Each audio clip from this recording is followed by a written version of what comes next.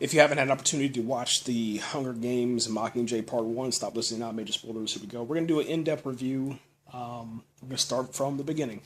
Now, Catching Fire ended with Katniss being enraged after she learned some information about a certain district that was destroyed. She learned that that district is gone, and then the Mockingjay Part 1 picks up right from the end of that sequence, probably about, let's say, I don't know, an hour, 2 hours later, maybe a couple of days.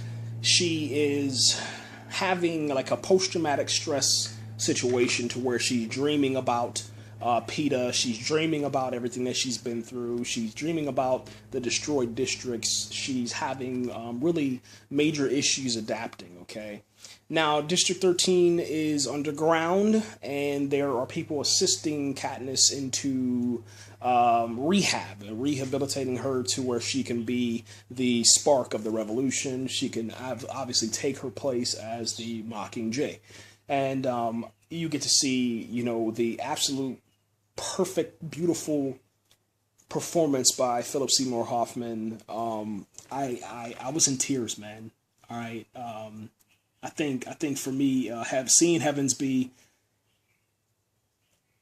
I couldn't do anything but cry in the theater, man, because like I said on my previous one before watching, you know, the Mockingjay Part 1, you know, Philip Seymour Hoffman is my absolute, of all time, one of my favorite actors, man, and losing him was so, it's heartbreaking, man. It was very, very hard, man. I can't express that enough, but being able to see him again on film and his performance, you know, you felt like when you're underground and you are getting bombed, you know what I'm saying, by President Snow, like when you feel the heat of the Capitol upon you, and his performance was like you were scared to be down there, you know, you were like, do something, you know, fire back, do anything that you can possibly do. But obviously with Julianne Moore's President Coin, she didn't want to because that would have given her position, and everything worked out in the end. But yeah, Philip Seymour Hoffman, Heavensbee, oh my gosh, that was brilliant, man.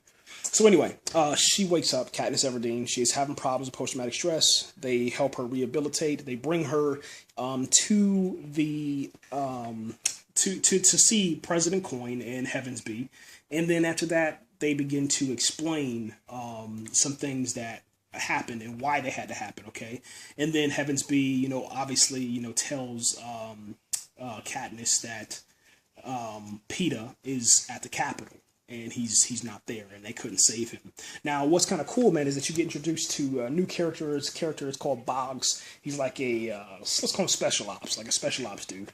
And he's pretty much going to be the escort for Katniss, and he'll get her to and from wherever she has to go, and get her, you know, reacquainted with her family and stuff like that. He takes her pretty much everywhere. I like him. He's like a bodyguard, but he's also like this general lieutenant person, and he's pretty badass, man. Real quick, we're gonna kind of fast forward through a lot of stuff that, and just get to the real good stuff. In order to spark her and ignite her, and to encourage her and to inspire her to take her place inside of Heavensbee's, inside of his plan to be the Mockingjay, they have to show her what happened to District 12. They have to show her what happened to pretty much all the districts, District 8, etc., etc. So what they end up doing, and it's really, really genius from Philip Seymour Hoffman, because he's telling President Coin, because President Coin is starting to doubt Jennifer Lawrence, you know, Katniss Everdeen, starting to doubt her, and she's like, this is not the girl that you promised. And then he's like, listen, what we have to do is we have to show her. We have to get her to remember who the enemy is. And if you remember that Coin term, remember who the enemy is, that came from the Catching Fire, okay? That was like the whole premise, you know, stay focused, remember who the enemy is, we're not the enemy. Things that we do, we might not agree with, but we got to focus on the enemy. And the enemy is the Capitol, and it's President Coin. Not President Coin, excuse me. That's President Coin. But President Snow, that's who the enemy is, and we need to do that. So anyway, they devise a plan after a whole bunch of talking and stuff like that, and then her getting reacquainted with her family, She decides to go see it for herself. Now, what they end up doing is they put her with a team that records pretty much all her stuff. It's like a documentary series, okay? Like the Real House Wives of the District or something like that, of District 12 or something like that. But it's all reality TV, I guess you can say, and then they kind of show her inside of her element. Long story short, Katniss says that she doesn't want to do it because she doesn't want to kill Peeta, and then after that, what ends up happening is that she starts to walk atop the bones of the people that were there. Out of 10,000 people, I think like 913 were the only ones that survived out of that district.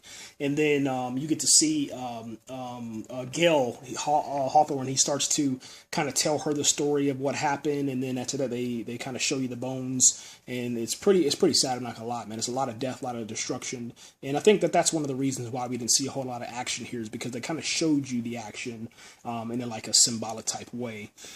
Anyway, she decides to help out, and she goes and she visits these people that are in one of the districts that have been bombed, and they're kind of like wounded warriors. Okay, now this is where it gets kind of sad, because she goes to visit one of the Capitol's, how do you want to say it, CCTVs. They pick up her and her crew, and you get introduced to brand new people. So people from Game of Thrones and other different TV shows and stuff like that, they come inside the film and stuff, and they help, with the fight.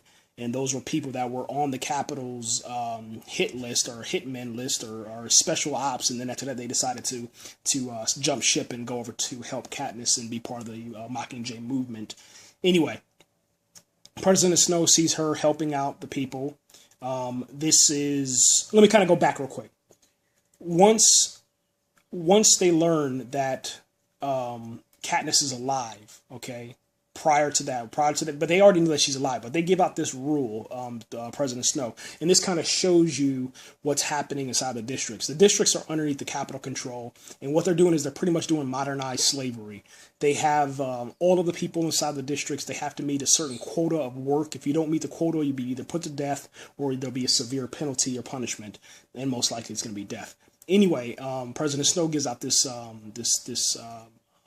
address, and he addresses the districts, and he says that anybody associated with Katniss Everdeen and the Mockingjay, if you have any affiliation, that means if your hair is French braided, you're going to be killed. If you're holding a pendant, you're going to be killed. If you put your 3 fingers in the air and you raise them like you just don't care, you're going to get killed. If you start whistling inside of the district, they're going to kill you, okay? Pretty much anything that has to do with Katniss Everdeen, you are going to die, okay? So stay away from that. And while they're giving an address, there's this one girl that's inside there with the president, and she decides to take out her braid immediately. She's like, I'm not dying for this hoe. Not ever. And then we're good to go. And most of the districts that seem to be imprisoned are, once again, the black districts. It's really strange. The black districts, the Latino districts, pretty much anything that is in color is enslaved. The ones that are free, which I don't understand that. There's justification and reason behind that, but maybe it's political. Maybe it's just symbolism of America, whatever.